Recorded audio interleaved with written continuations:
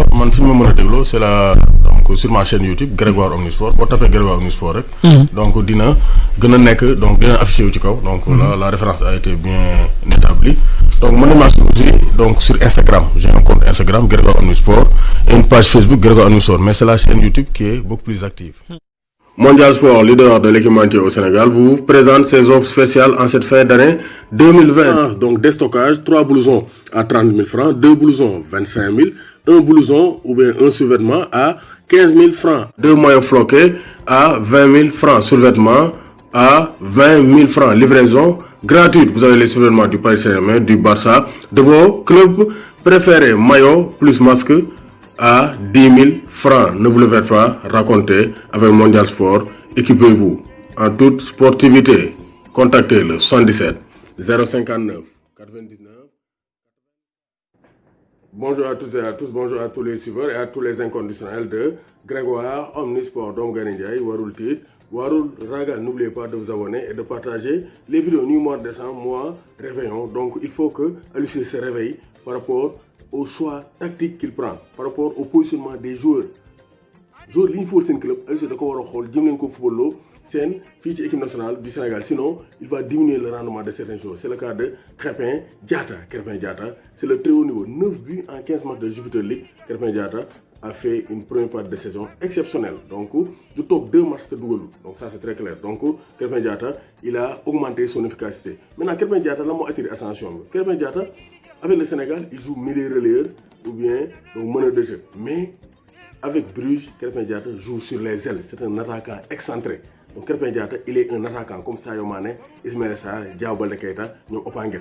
Donc il faut que Aliou Cissé gëm ne xam ne Krépin Diatta waratu koo teg milieu central. Da ko war a teg ci aile yi mu concurrence ñoom Ismaïla Sarr, ñoom Sadio Mané pour un bon rendement offensif des Lions du Sénégal. Parce que kuy dugal 9 buts en 15 matchs, alors que club excentré les jeux, nga bëgg ko footballoo équipe nationale du Sénégal comme numéro 10, comme milieu relayeur, da koy sonal.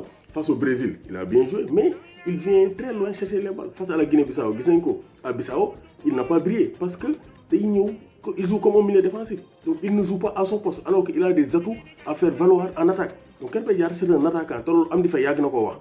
C'est-à-dire Amdi Faye day wax day casse rek, mais ce qu'il dit dañ ko war di xoolaat. Parce que foofu moom dama d'accord ak moom. Krépin Diatta n'est pas un milieu défensif ou relayeur, c'est un attaquant. Voilà, donc Aliou Cissé da ko war a tegaat attaquant. Il marque plus que Ismaïla Sarr, alors qu'il joue à la même position en club.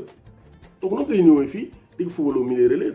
Ça c'est gâcher le rendement de Krépin Diatta. Donc il faut que Aliou Cissé xoolaat ses choix, parce que Krépin Diatta c'est pas un milieu défensif, un milieu relayeur, c'est un attaquant. Donc il doit le repositionner. Voilà, c'est comme un Sadio Mané. Je disais qu'il serait meilleur que Sadio Mané comme attaquant. Il était chez les U20 jusqu'à ce qu'il soit nommé meilleur espoir d'Europe. Donc vraiment, Krépin Diatta, c'est le très haut niveau. Donc il a le physique, il a le mental, il a la technique pour évoluer au poste d'excentré, droit comme gauche. Il fait excentré droit les jeux et il est exceptionnel. Donc Aliou Cissé, si vous avez son équipe, il faut que le joueur poste jouer son club. Krépin Diatta, il est performant avec Bruges sur les ailes et il marque des buts. Donc il doit le concurrencer avec Ismaïla Sarr. Comme le poste de Sadio Mané, lui c'est intouchable parce que c'est le meilleur joueur au monde. Mouné, je ne vois pas en 4-3-3 qu'on le mette au milieu. Jamais. Donc c'est pas un milieu relayeur ni un milieu défensif. C'est un attaquant. Lolo Amdi Faye wax, te man d'accord naa ci ak moom parce que Krépin Diatta 9 buts en 15 matchs au poste excentré, il doit être repositionné par donc Aliou Cissé. Donc on va faire un peu de digression et parler quand même donc de la CAF, présidence CAF bi, 3 prétendants ouest africains. Am nañ 3 prétendants ici au niveau de l'Afrique de l'Ouest. Am nañ Jacques Anouma, Ahmed Yaya, am nañ aussi Augustin Senghor. Moo tax kii di Antonio Souaré dafa bëgg une candidature unique Afrique de l'Ouest, comme ça ñu gën am chance parce que bu ñu demee ni Afrique de l'Ouest suñu voix yi day dispersé wu donc day may chance yeneen confédération donc yeneen